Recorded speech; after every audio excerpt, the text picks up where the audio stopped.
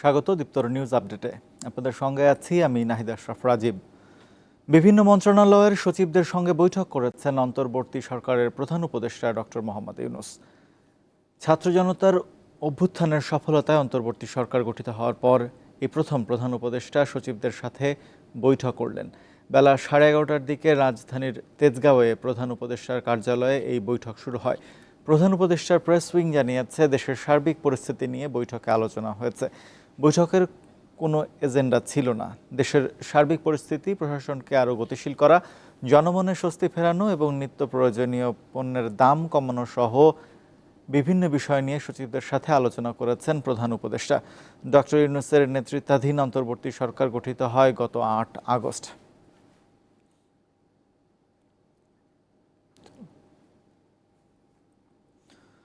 আলাদা হত্যা মামলায় পুলিশের সাবেক আইজি চৌধুরী আবদুল্লাহ আল মামুন ও AKM শহীদুল হককে রিমান্ডে পাঠিয়েছে আদালত। রাজধানীর মোহাম্মদপুরের মুদি দোকানে আবু সায়েদ হত্যা মামলায় চৌধুরী আবদুল্লাহ আল মামুনের 8 দিনের রিমান্ড মঞ্জুর করা হয়। অন্যদিকে রাজধানীর নিউ মার্কেটের ব্যবসায়ী আব্দুল ওয়াদুদ হত্যা মামলায় শহীদুল হকের 7 দিনের রিমান্ড মঞ্জুর করা হয়েছে। এছাড়া শিশু আলিফ অপহরণ মামলায় ঢাকা জেলার সাবেক অতিরিক্ত পুলিশ সুপার আবদুল্লাহিল কাফির 8 দিনের রিমান্ড মঞ্জুর করেছে আদালত। সকালে ঢাকার চিফ মেট্রোপলিটন ম্যাজিস্ট্রেট আদালত এসব আদেশ দেয়। প্রত্যেক আসামির ক্ষেত্রেই 10 দিন করে রিমান্ড নেয়ার আবেদন করা হয়েছিল।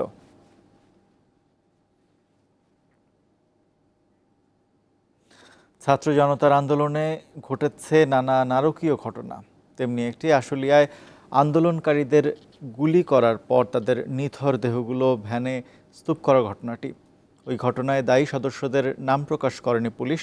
তবে সেদিন ঘটনাস্থলে দায়িত্ব পালন করা ঢাকা জেলার সাবেক অতিরিক্ত পুলিশ সুপার আবদুল্লাহিল কাফিকে এরই মধ্যে গ্রেপ্তার করা হয়েছে। দাবি উঠেছে মূল অভিযুক্তদের কঠোর শাস্তি দেওয়ার। মাথায় পুলিশের হেলমেট, সাদা পোশাকের উপর পুলিশের ভেস্ট পরা এক ব্যক্তি আরেকজনের সহায়তায় নিথর এক যুবকের 2 হাত ধরে ভ্যানের উপর তুলছেন। ভ্যানের উপর আরও কয়েকটি নিথর দেহের স্তূপ করে রাখা, পাশেই পুলিশের হেলমেট ও ভেস্ট পরা আরও কয়েকজন। সামাজিক যোগাযোগ মাধ্যমে ছড়িয়ে পড়া এই ভিডিও চিত্র সাভারের আশুলিয়া থানা সংলগ্ন এলাকার। আর ঘটনাটি 5 আগস্টের, যেদিন গণ অভ্যুত্থানে শেখ হাসিনা দেশ ছেড়ে পালিয়ে যান। ওই ঘটনায় আলোচনায় আসে সোমবার গ্রেপ্তার হওয়া ঢাকা জেলার সাবেক অতিরিক্ত পুলিশ সুপার আবদুল্লাহিল কাফির নাম।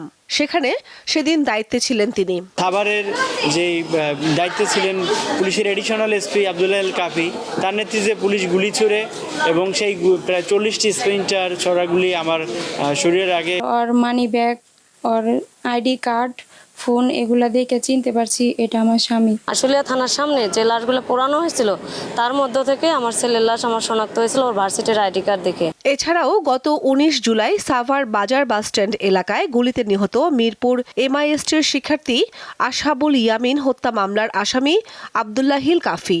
শুধু তাই নয়, জাহাঙ্গীরনগর বিশ্ববিদ্যালয়, সাভার ও আশুলিয়ায় 15 জুলাই থেকে 5 আগস্ট পর্যন্ত ছাত্র জনতার উপর পুলিশের হামলার ঘটনার নেতৃত্বেও ছিলেন এই পুলিশ সদস্য। আমাদের শিক্ষার্থীদের উপরে নির্মমভাবে হামলা চালায়। এই হামলার যে মাস্টারমাইন্ড, এই হামলার যে নেতৃত্বে ছিলেন ঢাকা জেলার সাবেক পুলিশ সুপার আবদুল্লাহিল কাফি।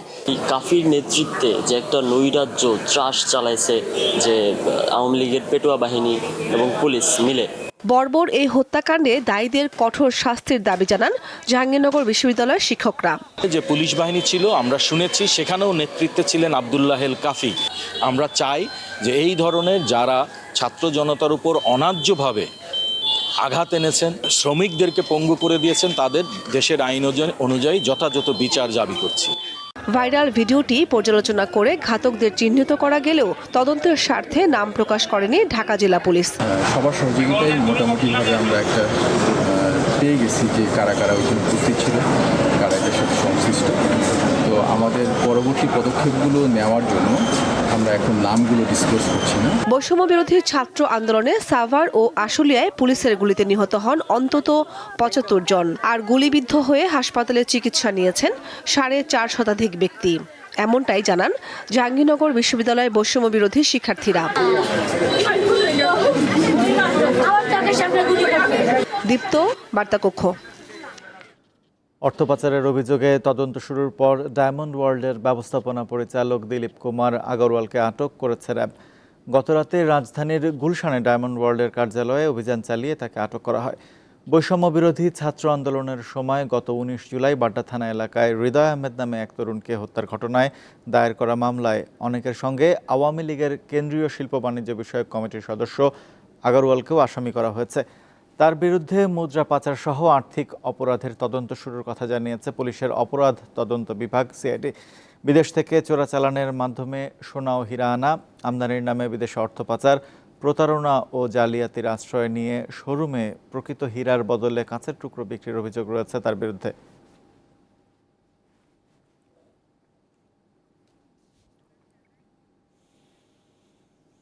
গত ১৫ বছরে দেশে বেড়েছে বৈধ অবৈধ অস্ত্রের ব্যবহার।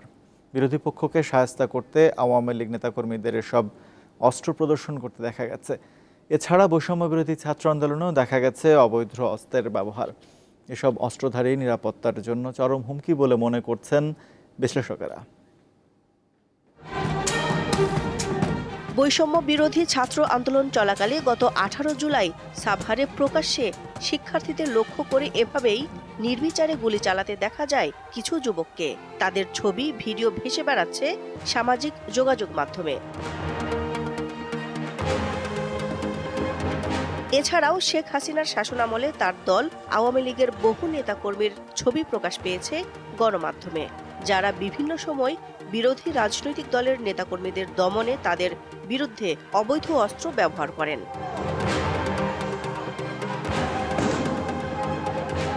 নিরাপত্তা বিশ্লেষকরা জানান, ছাত্র জনতার আন্দোলনে যারা গুলি চালিয়েছেন তাদের চিহ্নিত করা গেলেও এখনও আইনের আওতায় আনা হয়নি। এভাবে অস্ত্রের ব্যবহারকে রাষ্ট্রের নিরাপত্তার জন্য বড় হুমকি বলে মনে করেন তারা। অবৈধ অস্ত্রের ঝঞ্ঝনানি যদি থাকে, অবৈধ অস্ত্রের আধিপত্য যদি থাকে, তাহলে আমাদের নতুন যে ইলেকশন প্রসিডিওর, আমাদের যে নেক্সট নির্বাচন, এই নির্বাচন ব্যাহত হবে।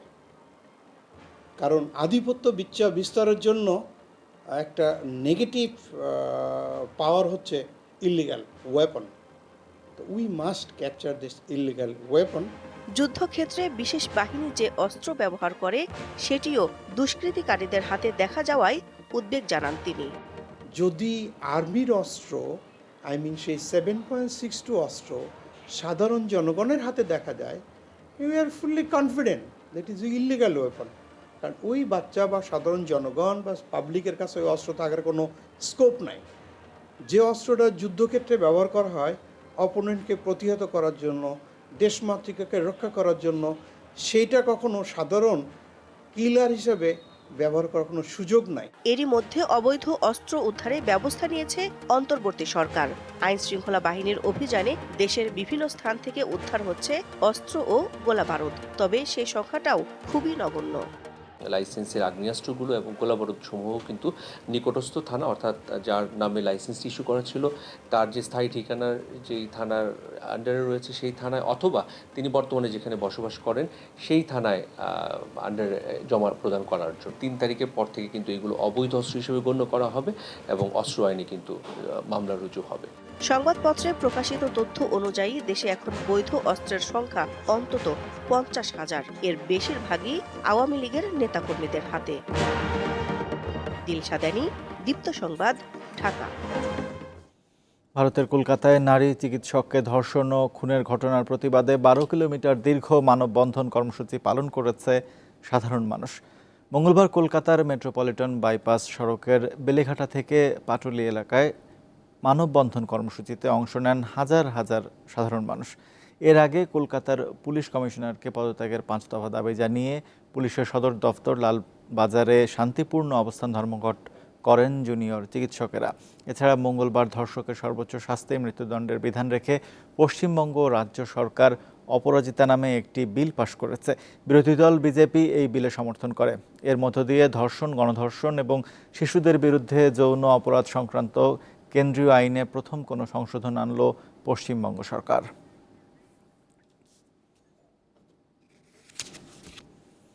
এই ছিল এখনকার দীপ্ত নিউজ আপডেট। আমাদের পরবর্তী সংবাদ বেলা 3টায় দেখার আমন্ত্রণ রইল।